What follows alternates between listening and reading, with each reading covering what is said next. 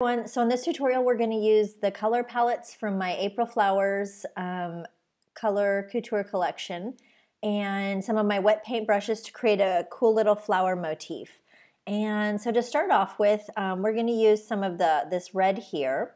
And so I'm going to go to my wet paint palettes that comes with this color collection where I've pre-mixed paints for you for Photoshop. And I'm going to go over here to my left to my Photoshop mixer brush.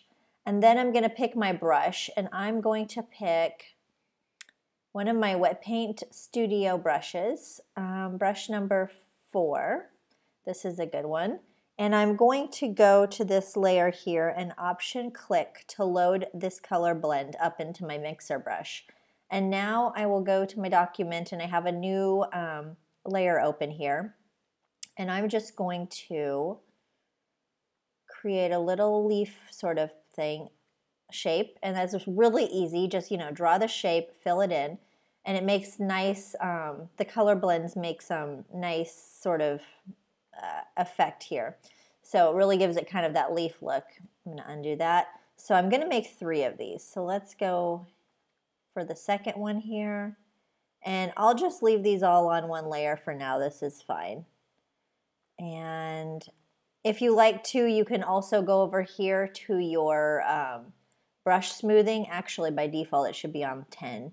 But if you want to smooth out your lines a little bit, just so you can see here, sometimes it can make it look really nicer because it smooths it out for you. So sometimes there, if I'm using the brush smoothing on, it gives it a really nice shape. But sometimes if I don't have any brush smoothing, it can look a little bit more jagged. So normally I think a nice 10 to 20 is kind of nice for the brush smoothing.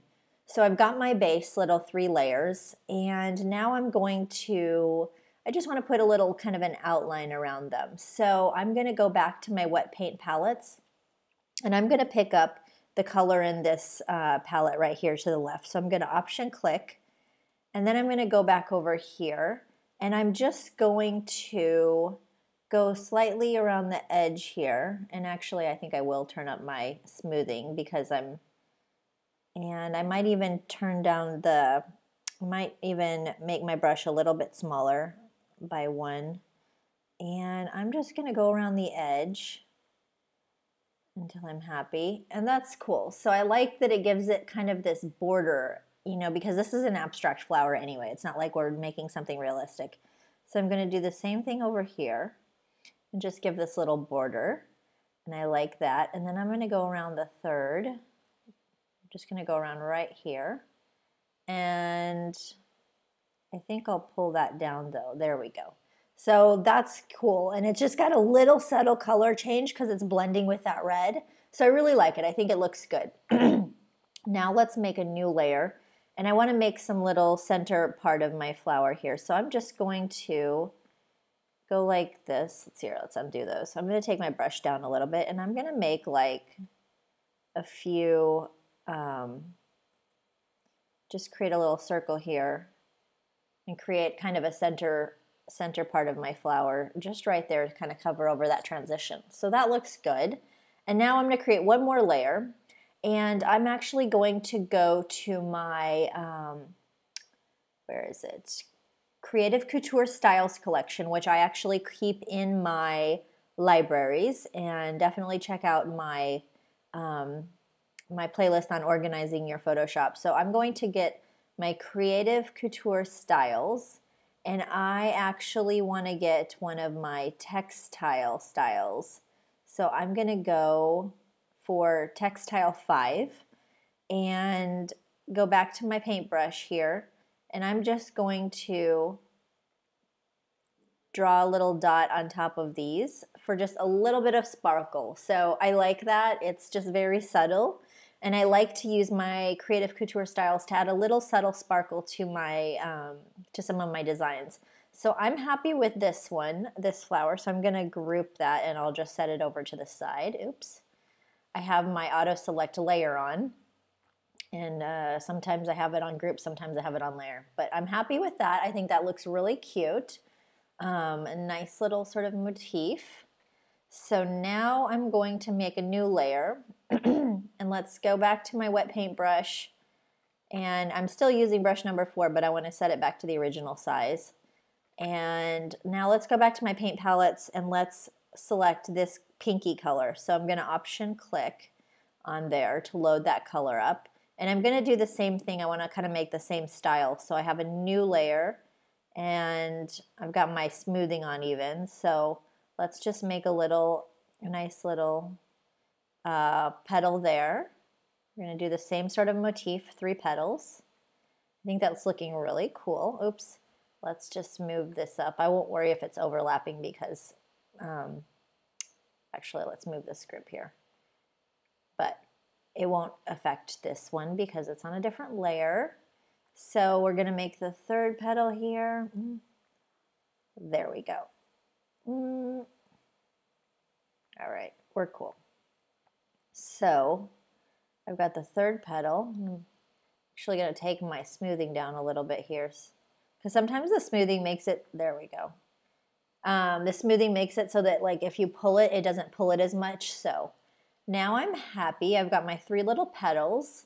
And what am I going to do? Okay, so we want to make the same kind of border, but I'm going to load up my red again, this deep red. So I'm going to option select. And I'm going to go around like this, but here I'm going to turn up my smoothing till like 60 something, and I'm going to take the size down a little bit. There we go. I think that looks really cool. And so it kind of blends in with that pink, but you still got that red around the corner. There we go. And it pulls it in a really interesting way. So actually, let's see here. Yeah, that's all right. You can start kind of wherever you want. If you want, actually, I might start with the center because then I'm going to, there we go. I'm going to start with the center because then I'm going to kind of hide those marks. I'm going to go like this. There we go. And then I'm going to go like this. Okay, that's really cool. And this one kind of created a more textured, like a more depth sort of effect. So that's really interesting. I like that. Okay, so that's good. And then we'll cover up this little bit here. So let's make a new layer. And I've got, there we go. Okay, so I've got the red still loaded. I'm going to take my brush size down a little bit. And I'm going to create, just kind of go in a circle here and create some little dots. And that looks cool. So now I have that. And now I want to add a little sparkle, but I think I'll add it in a different place. Although actually to make these match a little bit, I could create a new layer, even with the red. And let's go and apply the same style, Textile 5. And I'll add the same little dots there, like little sparkle dots on top of that. So that's nice. So it kind of gives it a cohesion. And now let's make a new layer. And this one I'm going to apply the style Textile, one of the lighter ones. Okay, Textile 3. Because I'm going to use this pinky color. And if I use a dark textile, it's going to look like muddy and gross. So I'm using a light style. But you can always flip through and after you draw it and change it. So what I'm going to do is I still have this dark red loaded, but I will go up here to this little, my color picker thing, and I'm actually just picking a color, a solid color. So I just want that pink. And now if I paint on that, that layer that I already have this texture, Textile 3 applied, you can already see how it looks. And I'm just going to go around the edges like this and add a little bit of sparkle. I think that looks really pretty.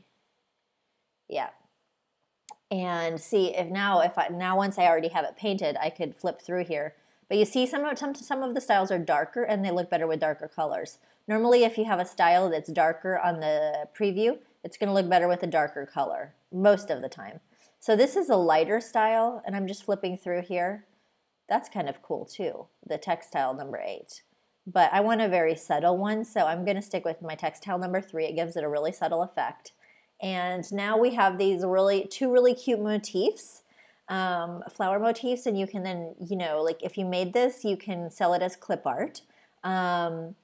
if you're an All Access member, you can, I'll have this in the blog and social media downloads file. You can download this, these illustrations and use them in your designs. If you're making an invitation or you're making a template or whatever, that's what they're there for. So I definitely want to encourage you to take advantage of that. And then also you can download the PSD so you can kind of see for yourself how I've made the design, and if you want to break it down and everything. So all of that is available for members. And then probably one of my next videos, I'm going to try to put this motif in action and give you some ideas of like what you can do with it. But I think it would be really pretty on a spring design, or maybe like even a wedding invitation or any kind of invitation I think would be really nice. So if you have any questions, just let me know down below, and make sure that you're subscribed to my channel because I'm adding new videos all the time.